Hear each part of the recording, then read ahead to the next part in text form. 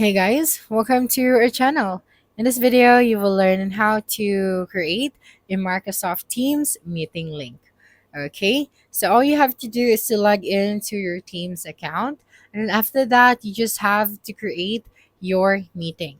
Okay, so see for example, we are going to meet now, so just simply click on the Meet Now option at the top. Okay, so this one right here.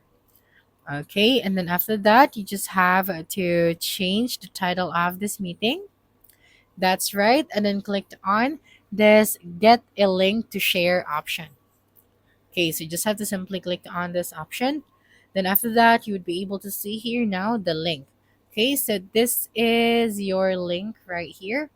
So all you have to do is to simply click on this copy meeting link option. So just simply click on it. And then after that, you can now use your social media accounts, WhatsApp, Telegram, or any communication platform where you can send this meeting to your client or to your team.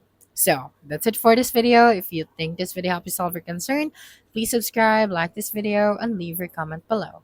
Bye.